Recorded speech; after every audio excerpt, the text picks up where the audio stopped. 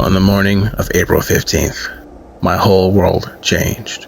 It was a calm morning, slightly overcast.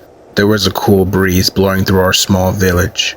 Everyone was busy at work doing our daily task.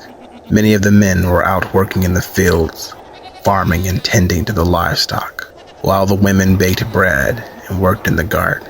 The sound of laughter and playing filled the air as children played together. It was indeed a beautiful yet calming day, just like any other.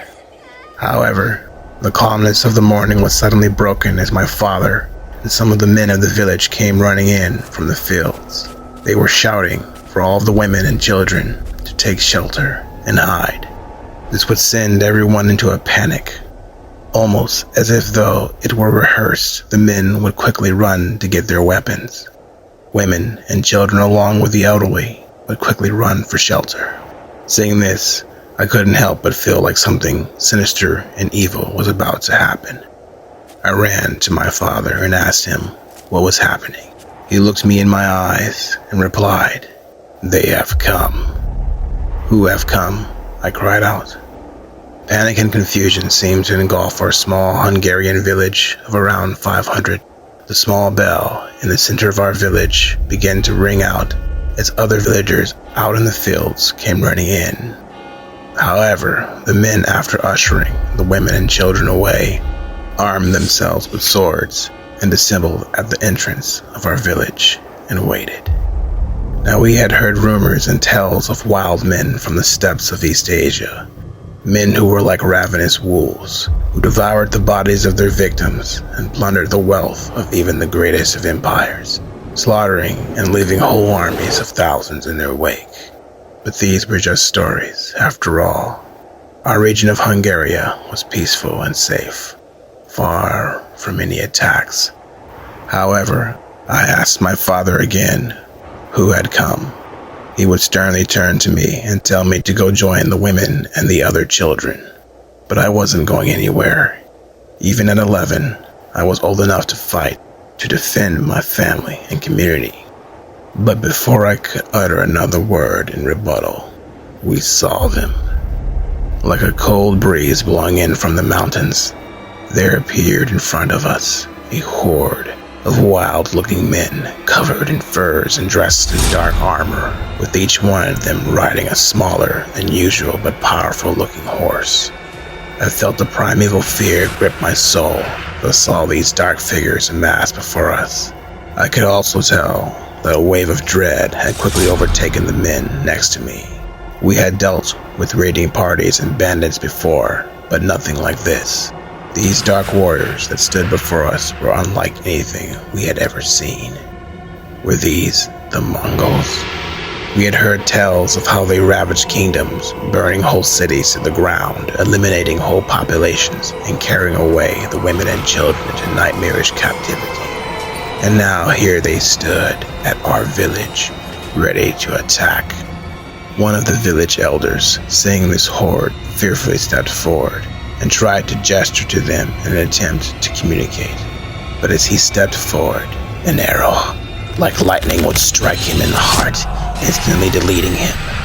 My father, seeing this, immediately demanded that I run and hide.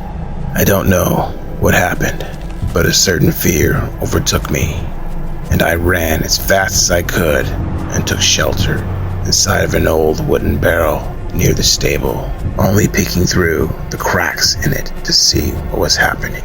The hordes of wild men let out a nightmarish throat-like war chant or cry. At that very moment, I knew these were the Mongols.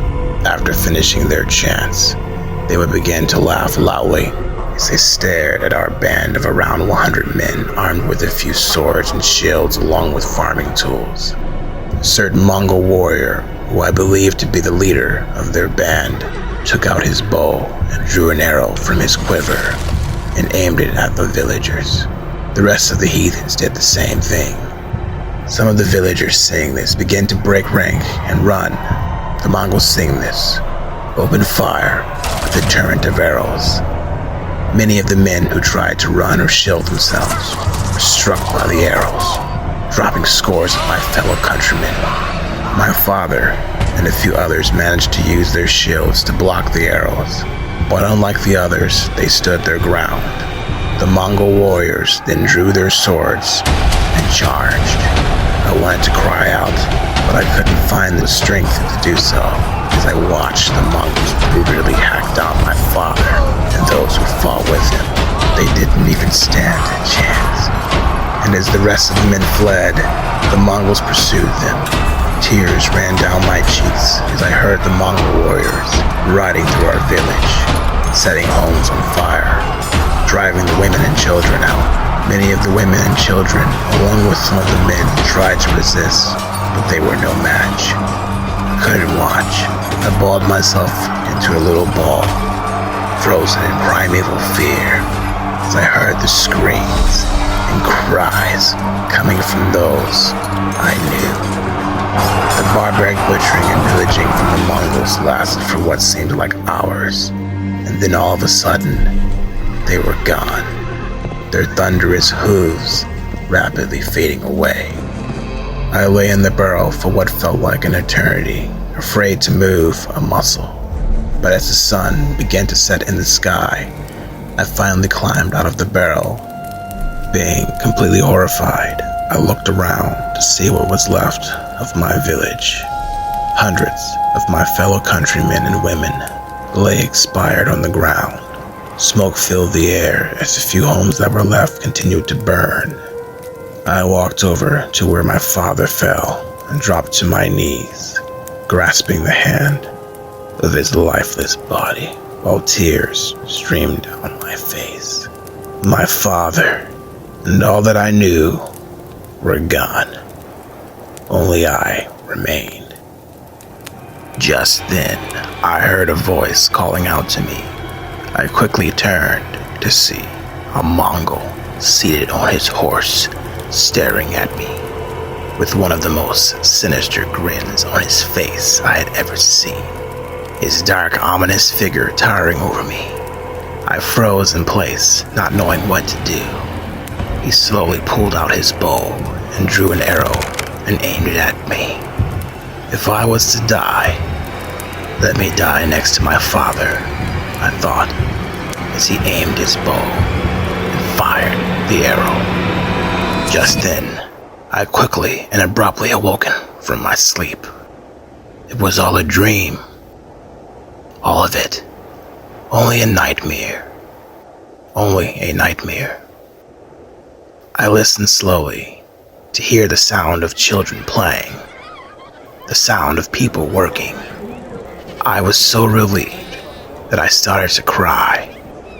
I had climbed inside a large barrel and eaten some of the berries and fallen asleep. It must have been the berries that made me dream such horrible things.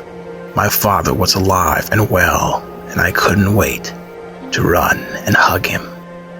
But as I climbed out of the barrel and brushed the smashed berries off of my clothes, I heard shouting and yelling. So I ran towards the direction of the commotion. As I got there, some of the villagers were carrying a wounded man on a stretcher. I looked at the man closely. He was a knight of the king, dressed in some of the finest armor I had ever seen, but he was hurt bad. He had 2 large arrows still sticking out of his body. His breathing was heavy and labored. After reaching our village, my father and some of the other villagers placed his bloodied body on a table and started to work on him. However, as the men and women worked, trying to save the life of the knight, my father paused and slowly took hold of one of the arrows and examined it closely. Some of the men and women marveled at how strange the arrows looked and questioned out loud who could have done such a thing to one of the king's knights. Speculations began to swirl.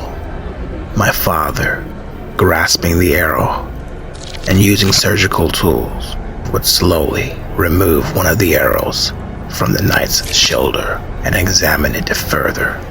He turned towards the men and women in the room and said something that sent chills down my spine.